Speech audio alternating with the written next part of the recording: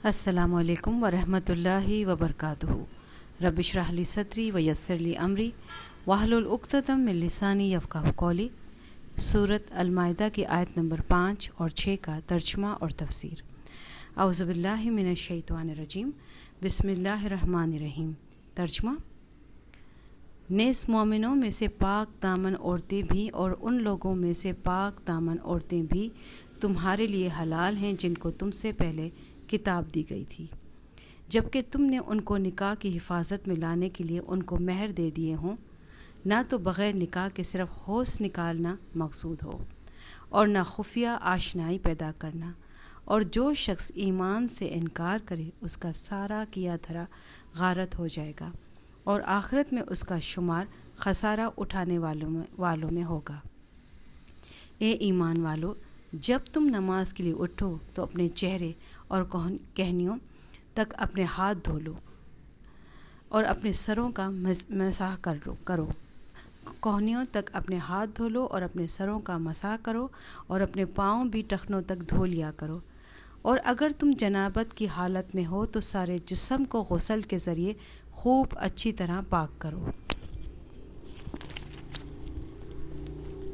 اگر تم بیمار ہو یا سفر پر ہو یا تم میں سے کوئی قضائے حاجت کر کے آیا ہو یا تم نے عورتوں سے جسمانی ملاپ کیا ہو اور تمہیں پانی نہ ملے تو پاک مٹی سے تیمم کرو اور اپنے چہروں اور ہاتھوں کا اس مٹی سے مسح کر لو۔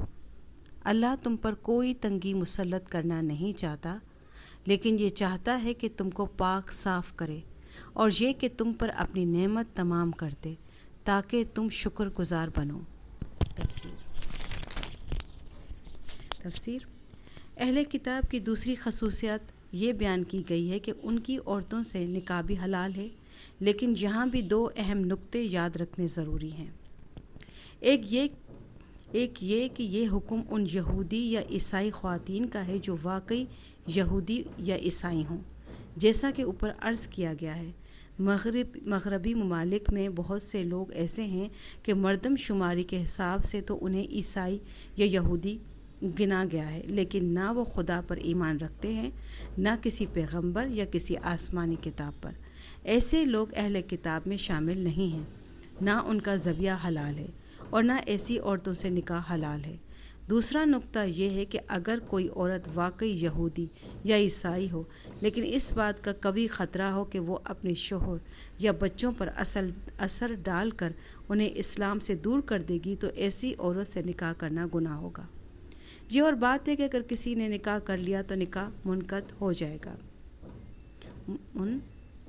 منعقد ہو جائے گا اور اولاد کو حرام نہیں کہا جائے گا۔